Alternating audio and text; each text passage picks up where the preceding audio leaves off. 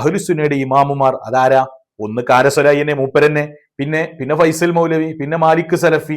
ഇവര് കുറച്ച് ആൾക്കാരാണ് ഈ അഹ്ലുസുന്നയുടെ ഇമാമുമാർ എന്ന് ഇവര് പരിചയപ്പെടുത്തുന്നത് എന്നാണ് മനസ്സിലാവുന്നത്. അല്ലെങ്കിൽ നിങ്ങൾ ഏതെങ്കിലും പള്ളിക്കത്തെ ഇമാമുമാരാക്കണം. അതല്ലാതെ അഹ്ലുസുന്നത്തി വൽ ജമാഅത്തിന്റെ പ്രാമാണികരായ ഒരു ഇമാമിന്റെ കിതാബിലും ശിർക്ക് തൗഹീദിന്റെ മാനദണ്ഡമായിട്ട് ഇതിനെ നിങ്ങൾക്ക് കാണിക്കാൻ കഴിഞ്ഞിട്ടില്ല. അതിന് നിങ്ങൾ എന്ത് വിശദീകരണം പറഞ്ഞിട്ടും കാര്യമല്ല. നിലവാരമില്ലാത്തത് കൊണ്ട് ഞങ്ങൾ വേറെ ചാനലിലേക്ക് വന്നതാണെന്നൊക്കെ നിങ്ങൾ പറഞ്ഞിരിക്കണ്. ഇൻഷാ അല്ലാഹ് അത് ഞാൻ വേറെ പറയുന്നുണ്ട്. അതിൽ പറഞ്ഞ ഓരോ കാര്യത്തെയും ഞാൻ കൃത്യമായിട്ട് ഗണ്ണിക്കുന്നുണ്ട്. കൃത്യമായിട്ട് തെളിവിന്റെ അടിസ്ഥാനത്തിൽ തന്നെ മറുപടി പറയുന്നുണ്ട്. അപ്പൊ ഞാൻ അവിടെ ചോദ്യം ചോദിച്ചിരുന്നു, എന്ത്?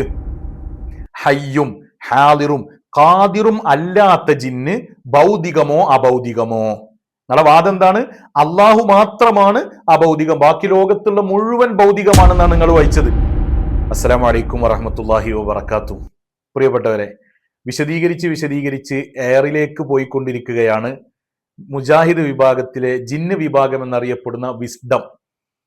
അവരുടെ വട്ടമേശ സമ്മേളനത്തിൽ കാര്യകാരണ ബന്ധങ്ങൾക്ക് അതീനം, അഭൗതികം, ഭൗതികം, ദൃശ്യം, അദൃശ്യം, ഇതൊക്കെയാണ് ശിർക്ക് തൗഹീദിന്റെ മാനദണ്ഡം എന്ന് പറഞ്ഞിട്ട് ചില കിതാബിന്റെ ഇബാറത്തൊക്കെ കൊണ്ടുവന്നിട്ട് ചർച്ച ചെയ്ത് ഇപ്പൊ അവസാനം കുളിപ്പിച്ചു കുട്ടിയില്ലാത്ത അവസ്ഥയാണ്. തൗഹീദ് മൊത്തം കയ്യിൽ നിന്ന് പാറിപ്പോണ അവസ്ഥയാണ്. അപ്പോൾ ഈ വട്ടമേശ സമ്മേളനത്തിന് ആൾക്കാർ എന്ത് ചെയ്തു അറിയോ? മൂസ കാരസൊലാഹിയാണ് ഇതിനു വേണ്ടിയിട്ട് വല്ലാതെ മെഴുകി പ്രയാസപ്പെടുന്നത്. അപ്പോൾ കാരസലാഹിനോട് പറഞ്ഞു, പരമാവധി ഒരു ഐഡിയകളൊക്കെ നോക്കിയിരിക്കണം. മാലിക് സലഫിനെയൊക്കെ കൊടുന്നിരുത്തിയിട്ട് ഒരു ചോദ്യമൊക്കെ നമുക്ക് അങ്ങോട്ട് ചോദിച്ചു നോക്കുക, എന്നാൽ പിന്നെ ഇതിൽ നിന്നാണ് വിഷയം മാറ്റിയിടാലോ എന്നൊക്കെ ശ്രമിച്ചു നോക്കിയിരിക്കണം. പക്ഷെ അത് നടന്നില്ല. അപ്പൊ പിന്നെ തീരുമാനിച്ചു, കാരസൊലാഹി വേറൊരു ചാനലിൽ പോയിട്ട് അവിടെ ഇരുന്നിട്ട് ഒറ്റയ്ക്ക് മെഴുകിയാൽ മതി, മൂന്നാളും പാടെ കൂടി ഇരുന്നിട്ട് മെഴുകണ്ട. കാരണം ഇത് വിസ്ഡം പ്രവർത്തകരൊക്കെ കാണുന്ന ചാനലല്ലേ, അതിൽ വെച്ചിട്ട് നമ്മൾ ഇങ്ങനെ വഷളാകുന്നതും സുന്നികളുടെ ചോദ്യത്തിന് മറുപടി ഇല്ലാതെ പ്രയാസപ്പെടുന്നതും ബാക്കിയുള്ളവർ കാണുമ്പോൾ അതൊരു മോശം തന്നെയാണ്. മോശം എന്ന് മാത്രമല്ല, അടിത്തറ പൊളിയും, കാലിനടിയിലെ മണ്ണൊലിച്ചു പോകും. അപ്പൊ എന്ത് ചെയ്തു? ഈ കാരസൊലായിക്ക് വേറൊരു ചാനൽ കൊടുത്തു. ആ ചാനലിൽ വന്നിട്ട് ഇങ്ങനെ 2ാം ക്ലാസ്സിലെ കുട്ടികൾ പ്രസംഗിക്കുന്നത് പോലെ വിഷാദനായിട്ട് ഭയങ്കര ലാവിഷായ ചർച്ചയാണ് ഇവർ ചെയ്യല്. നല്ല കോൺഫിഡൻസോടുകൂടെ, നല്ല പ്രസന്നതയോടുകൂടെയുള്ള ചർച്ച. പക്ഷെ കാരസൊലാഹി ഇങ്ങനെ പേടിച്ച് വിഷാദനായിട്ട് സംസാരിക്കുന്നത് നമുക്ക് കാണാൻ കഴിയും. ഇൻഷാ അല്ലാഹ് ഇനി അതിന്റെ രസകരമായ അവസ്ഥകളാണ് വിശദീകരിക്കുന്നത്. കാരസൊലാഹി പറയട്ടെ, എന്നിട്ട് നമുക്ക് ഒപ്പം ഇങ്ങനെ പറഞ്ഞു നോക്കാം. അവരുടെ ഒരു പ്രകൃതമാണ്. ഈ വിഷയത്തിൽ ഇടപെട്ട് സോഷ്യൽ മീഡിയയിലൂടെ പ്രതികരിച്ചിരുന്ന മുസ്ലിയാർ വീണ് കിട്ടിയ ഒരു കച്ചിത്തുരുമ്പ് അത് എടുത്തുകാട്ടി പ്രത്യക്ഷപ്പെട്ടതായി കാണാനിടയായി.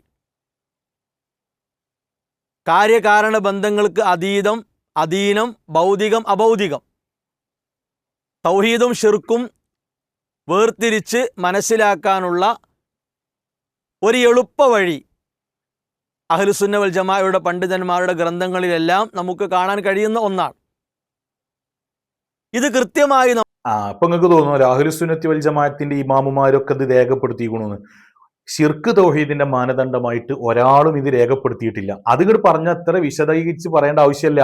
ഇന്ന ഇമാമ് പറഞ്ഞിരിക്കണു എന്നിട്ട് വൃത്തിയായിട്ടൊന്നും പറയാലോ. അത് പറയല്ലാത്തതുകൊണ്ടാണ് ഇങ്ങനെ ന്യായീകരിച്ച് വഷളാകേണ്ടി വരുന്നത്. പിന്നെ ഇടക്കിടക്ക് പറയും അഹ്ലുസുന്നയുടെ പണ്ഡിതന്മാർ അങ്ങനെ വിശദീകരിച്ചിട്ടുണ്ട്, അതല്ലെങ്കിൽ അഹ്ലുസുന്നയുടെ ഇമാമുമാർ അതാരാ? ഒന്ന് കാരസലായിനെ മൂപ്പരന്നെ, പിന്നെ ഫൈസൽ മൗലവി, പിന്നെ മാലിക് സലഫി. ഇവര് കുറച്ച് ആൾക്കാരാണ് ഈ അഹ്ലുസുന്നയുടെ ഇമാമുമാർ എന്ന് ഇവര് പരിചയപ്പെടുത്തുന്നത് എന്നാണ് മനസ്സിലാവുന്നത്. അല്ലെങ്കിൽ നിങ്ങൾ ഏതെങ്കിലും പള്ളിക്കത്തെ ഇമാമുമാരാക്കണം. അതല്ലാതെ അഹ്ലുസുന്നത്തി വൽ ജമാഅത്തിന്റെ പ്രാമാണികരായ ഒരു ഇമാമിന്റെ കിതാബിലും ശിർക്ക് തൗഹീദിന്റെ മാനദണ്ഡമായിട്ട് ഇതിനെ നിങ്ങൾക്ക് കാണിക്കാൻ കഴിഞ്ഞിട്ടില്ല, ഇനിയൊട്ട് കഴിയൂല. ബാക്കി പറയട്ടെ. നമ്മൾ വിശദീകരിച്ചു കൊടുത്തപ്പോൾ ഏതെങ്കിലും രൂപത്തിൽ അതിനെ പ്രതിരോധിക്കണം എന്ന ചിന്തയിലാണ്, മാനസികാവസ്ഥയിലാണ് മുസ്ലിയാർ ഉള്ളത്. ഏതായിരുന്നാലും അദ്ദേഹം കൊണ്ടുവന്ന ആ ഒരു കച്ചിത്തുരുമ്പ് അദ്ദേഹത്തിന്റെ സംസാരത്തിലൂടെ തന്നെ നമുക്ക് കേൾക്കാം. ഓക്കെ, ഇദ്ദേഹം പറഞ്ഞ ഈ കച്ചിത്തുരുമ്പ് ഏതാ അറിയോ? കച്ചിത്തുരുമ്പ് ഇവരുടെ അൽ ഇസ്ലാഹ് മാസികയാണ്, നമ്മൾ എവിടുന്നേലും പെറുക്കി കൊടുക്കുന്നതൊന്നല്ല. അൽ ഇസ്ലാഹ് മാസിക 2013 ഫെബ്രുവരി. ഇനി ഇത് വായിക്കാനുണ്ടായ സാഹചര്യവും ഇയാൾ വ്യക്തമായിട്ട് തട്ടിപ്പ് നടത്തുന്നതും ഇനി അദ്ദേഹം പുതിയൊരു ആശയം കൊണ്ടുവരുന്നതും നമുക്ക് കാണാം. ഇനി നോക്കുക എന്താ വിഷയം. ഇദ്ദേഹം പ്രസംഗിച്ച് വിശദീകരിച്ചു പറഞ്ഞു, ലോകത്തുള്ളത് മുഴുവൻ അള്ളാഹു അല്ലാത്ത മുഴുവൻ ഭൗതികമാണ്, അള്ളാഹു മാത്രമാണ് അഭൗതികം. വ്യക്താണല്ലോ, ഇവരെ തൗഹീദാണ്. അള്ളാഹു മാത്രം അഭൗതികവും ബാക്കിയുള്ളത് മുഴുവൻ ഭൗതികവുമാണ്. ഇതാണ് ഇദ്ദേഹം പറഞ്ഞത്.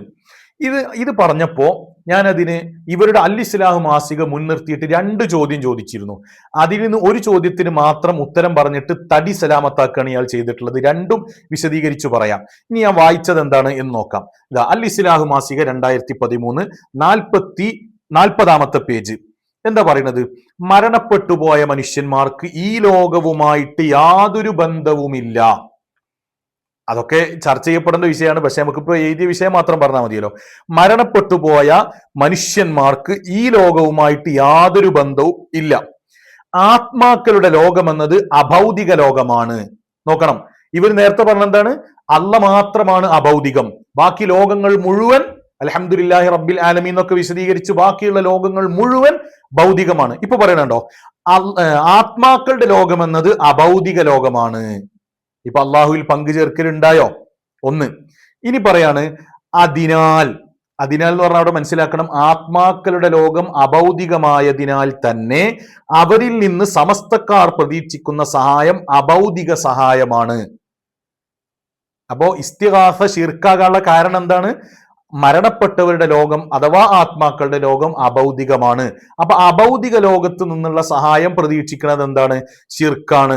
ഇതാണല്ലോ ഇനി പറയണ്, അഭൗതികമായി സഹായിക്കാൻ അള്ളാഹുവിന് മാത്രമേ സാധ്യമാവുകയുള്ളൂ. ഇതാണ് ഞാൻ വായിച്ചത്. ഇത് വളരെ കൃത്യമാണല്ലോ. ഇനി ഇദ്ദേഹം ഞാൻ ഈ വായിച്ചതിനെ ഉദ്ധരിച്ചുകൊണ്ട് അദ്ദേഹം പറയുന്നത് നമുക്കൊന്ന് കേൾക്കാം. ഇവിടെ മുസ്ലിയാർ എടുത്തുകാട്ടിയത് 2013 ഫെബ്രുവരിയിലെ അൽ ഇസ്ലാഹ് മാസികയാണ്. ആ മാസികയിൽ വന്ന ലേഖന 40ാമത്തെ പേജിൽ നിന്ന് അയാൾ വായിച്ചു. എന്താ വായിച്ചത്? മരണപ്പെട്ടു പോയ മഹാന്മാർ ഈ ലോകവുമായി യാതൊരു ബന്ധവുമില്ല. ആത്മാക്കളുടെ ലോകമെന്നത് അഭൗതിക ലോകമാണ്. അപ്പൊ ഇവിടെ അഭൗതികമെന്ന് കണ്ടപ്പോൾ സൃഷ്ടികളെല്ലാം ഭൗതികമാണ്, അല്ലാഹു അല്ലാത്ത അവൻ്റെ സൃഷ്ടികളെല്ലാം ഭൗതികമാണ് എന്ന് നമ്മൾ പറഞ്ഞ ആ പ്രയോഗം മുന്നിൽ വെച്ചിട്ട് ആത്മാക്കളുടെ ലോകം അഭൗതികമാണെന്ന് പറയുമ്പോൾ നിങ്ങൾക്ക് തന്നെ എതിരാവുകയല്ലേ? നിങ്ങൾക്ക് തന്നെ മറുപടി പറയുകയല്ലേ? അവർ പറഞ്ഞെന്താണ്? ആത്മാക്കളുടെ ലോകം അഭൗതികമാണ്, അതിനാൽ അവരിൽ നിന്നുള്ള സഹായവും അഭൗതികമാണ്. ഇപ്പൊ കാരസ്വലായി പറഞ്ഞു എത്തിയത് എന്താണ്? ആത്മാക്കളുടെ ലോകം അഥവാ അള്ളാഹു അല്ലാത്ത മുഴുവൻ ലോകങ്ങളും ഭൗതികമാണ്. അപ്പൊ എന്റെ ചോദ്യം എന്തായിരുന്നു? അപ്പോൾ ഭൗതികമായ ലോകത്ത് നിന്ന് ലഭ്യമാകുന്ന സഹായം മാത്രം പിന്നെ എങ്ങനെ അഭൗതികമാവുന്നത്? അപ്പോൾ അതും ഭൗതികം തന്നെ അല്ലേ? അപ്പോൾ ഇസ്തിഗാസ ശിർക്കാകണം ആണ് എന്ന നിങ്ങളുടെ വാദം തെറ്റല്ലേ? കാരണം നിങ്ങൾ ഇസ്തിഗാസ ശിർക്കാണെന്ന് പറയാൻ കാരണം എന്താണ്? ആത്മാക്കളുടെ ലോകം അഭൗതികമാണ്, അഭൗതികമായിട്ട് സഹായിക്കാൻ അള്ളാഹ്ക്ക് മാത്രമേ കഴിയുള്ളൂ എന്നതാണ് പറഞ്ഞത്. അപ്പൊ ചോദ്യം ഇയാൾക്ക് മനസ്സിലായിക്കണു എന്നർത്ഥം. ഇനി ഇദ്ദേഹം വളരെ വലിയ തട്ടിപ്പ് നടത്തുന്നത് ശ്രദ്ധിച്ചോളി. എന്ന രൂപത്തിലാണ് മുസ്ലിയാരുടെ ചോദ്യം. യഥാർത്ഥത്തിൽ അവിടെ അഭൗതികം എന്ന് പറഞ്ഞത് സാക്ഷാൽ അഭൗതികമല്ല, ആപേക്ഷികമായ അഭൗതികമാണ്. നമുക്ക് കാണാൻ കഴിയില്ല എന്ന അവിടെ അഭൗതികം എന്നത് സാക്ഷാൽ അഭൗതികമല്ല, ആപേക്ഷിക അഭൗതികമാണ്. ഇതെവിടുന്നാ കിട്ടിയത് നിങ്ങൾക്ക്? നോക്കണം, അഭൗതികത്തിന് തന്നെ തെളിവില്ല. ഇപ്പോൾ അവർ കുടുങ്ങിയപ്പോ ആപേക്ഷിക അഭൗതികമാണ് എന്ന്. ബാക്കിയും കൂടി അദ്ദേഹം പറയട്ടെ. രൂപത്തിലുള്ള അഭൗതികമാണ്, അല്ലാതെ അല്ലാഹു സുബ്ഹാനഹു വ തആല മാത്രമായി ഇടപെടുന്ന അഭൗതിക വഴി എന്നല്ല, അഭൗതിക ലോകം എന്നല്ല. ഈ അല്ലാഹു സുബ്ഹാനഹു വ തആല മാത്രമായി ഇടപെടുന്ന അഭൗതിക വഴി എന്നല്ല ഇവിടെ ഉദ്ദേശിച്ചത് എന്നാണ് അയാൾ പറഞ്ഞത്. നോക്കൂ, അതിന്റെ തൊട്ട് താഴത്തെ വരി ഇതാ, അഭൗതികമായി ഈ വരിയൊക്കെ പറഞ്ഞിട്ട് മരണപ്പെട്ടു പോയ മഹാന്മാർക്ക് ഈ ലോകവുമായിട്ട് യാതൊരു ബന്ധവുമില്ല, ആത്മാക്കളുടെ ലോകമെന്നത് അഭൗതിക ലോകമാണ്, അതിനാൽ തന്നെ അവരിൽ നിന്ന് സമസ്തക്കാർ പ്രതീക്ഷിക്കുന്ന സഹായം അഭൗതിക സഹായമാണ്. ഇതൊക്കെ പറഞ്ഞിട്ട് അഭൗതികമായി സഹായിക്കാൻ അള്ളാഹുവിന് മാത്രമേ സാധ്യമാവുകയുള്ളൂ. അപ്പൊ അള്ളാഹുവിന് മാത്രം സാധ്യമാകുന്ന അഭൗതികം തന്നെയാണ് അവർ ഉദ്ദേശിച്ചിട്ടുള്ളത്. തട്ടിപ്പല്ലേ ഇദ്ദേഹം ഈ നടത്തുന്നത്? ഗുരുതരമായ തട്ടിപ്പ്. ഇതെന്താ സംഭവം? ഇത് അദ്ദേഹം അതിനങ്ങോട്ട് പെട്ടുപോയി. അപ്പൊ ഇനി പുതിയൊരു വിശദീകരണം, അത് ആപേക്ഷിക അഭൗതികമാണ്. ഇനി ഒന്ന് വിശദീകരിക്കണം. ഈ ആപേക്ഷിക അഭൗതികം എന്ന് പറഞ്ഞാൽ എന്താണ്? ആരാണ് ഈ ആപേക്ഷിക അഭൗതികം നിങ്ങൾക്ക് പഠിപ്പിച്ചു തന്നത്? അഭൗതികത്തിനും തെളിവില്ല, ആപേക്ഷിക അഭൗതികത്തിനും തെളിവില്ല. നിങ്ങൾ കുടുങ്ങുന്ന സമയത്ത് നിങ്ങൾ ഓരോന്നാണ് ചർച്ച ചെയ്തിട്ട് നിങ്ങളാണ് തീരുമാനിക്കുക. എന്നിട്ട് പുട്ടില് തേങ്ങട്ട പോലെ പറയും അഹ്ലുസുന്നയുടെ ഇമാമുമാര് പറഞ്ഞിരിക്കണെന്ന്. അത് നിങ്ങളെ പറ്റി പറയാന്നല്ലാതെ ലോകത്തൊരു ഇമാമും അത് പറഞ്ഞിട്ടില്ല. ഒന്ന്. അപ്പൊ ഈ ചോദ്യത്തിന്റെ മറുപടിയാണിത്. ഞാൻ അതിൽ 2 ചോദ്യം ചോദിച്ചിരുന്നു. എന്റെ രണ്ടാമത്തെ ചോദ്യത്തെ സ്പർശിക്കാതിരുന്നത്? അഥവാ ഹയ്യും ഹാദിറും ഖാദിറുമായ ജിന്നിനോടുള്ള സഹായം ശിർക്ക് അല്ല എന്ന് പറഞ്ഞിട്ടാണ് നിങ്ങൾ വിസ്ഡം വിഭാഗമായിട്ട് ഔദ്യോഗിക മുജാഹിദിൽ നിന്ന് തെറ്റിപ്പോന്നത്, അല്ലെങ്കിൽ നിങ്ങൾ പുറത്താക്കപ്പെട്ടത്, നിങ്ങളുടെ മേൽ ശിർക്ക് ആരോപിച്ച് പുറത്താക്കിയത്. കാരണം എന്താണ്? ഹയ്യും ഹാദിറും ഖാദിറുമായ ജിന്നിനോട് സഹായം തേടാം. അപ്പൊ ഞാൻ അവിടെ ചോദ്യം ചോദിച്ചിരുന്നു, എന്ത്? ഹയ്യും ഹാദിറും ഖാദിറും അല്ലാത്ത ജിന്ന് ഭൗതികമോ അഭൗതികമോ? നിങ്ങളുടെ വാദം എന്താണ്? അള്ളാഹു മാത്രമാണ് അഭൗതികം, ബാക്കി ലോകത്തുള്ള മുഴുവൻ ഭൗതികമാണെന്നാണ് നിങ്ങൾ വായിച്ചത്. നിങ്ങളത് കച്ചിത്തുരുമ്പ് അല്ലേ? നല്ല പെടല് പെട്ടപ്പോ കാരസ്വലാഹി കടന്ന് മെഴുകുകയാണ്. ഞങ്ങൾക്ക് സഹതാപം തോന്നുന്നുണ്ട്. നിങ്ങൾ ഇത്രയും കാലം ചർച്ച ചെയ്തിരുന്ന ആ ചാനലിൽ നിന്ന് ഒറ്റപ്പെടുത്തിയിട്ട് മറ്റൊരു ചാനലിലേക്ക് നിങ്ങൾ പറഞ്ഞേക്കപ്പെടാനുണ്ടായ സാഹചര്യവും ഞങ്ങൾക്ക് വളരെ വിഷമമുണ്ടാക്കുന്നുണ്ട്. അതുകൊണ്ട് കാരസ്വലാഹി വിശദീകരിക്കണം. എന്താണ് ഈ ആപേക്ഷിക അഭൗതികം? ഇത് ആരാണ് പറഞ്ഞത്? ഇത് വ്യക്തമായ ഇബാറത്ത് കൊണ്ട്, ഇമാമുമാരുടെ കിതാബ് കൊണ്ട് തെളിയിക്കാൻ നിങ്ങൾക്ക് സാധ്യമാണോ? നിങ്ങളെ പള്ളിക്കത്ത് ഉസ്താമാരെ കിതാബ് കൊടുന്നാ പോരാ, ഇമാമുമാരെ, പ്രാമാണികരായ ഇമാമുമാരുടെ കിതാബ് കൊണ്ട് ഈ ആപേക്ഷിക അഭൗതികത്തെ കൃത്യമായിട്ട് വിശദീകരിക്കണം. വെറുതെ ഒന്നുമല്ല നിങ്ങൾ ആ ചാനലിൽ നിന്ന് പുറത്താക്കപ്പെട്ടത്. കാരണം നിങ്ങൾ സ്വന്തമായിട്ട് മെഴുകിയാൽ മതി, നമ്മൾ 3 പേരും പാടി ഇരുന്ന് മെഴുകണ്ട നിങ്ങൾ തീരുമാനിച്ചതുകൊണ്ടാണ്. അതിന് നിങ്ങൾ എന്ത് വിശദീകരണം പറഞ്ഞിട്ടും കാര്യമല്ല.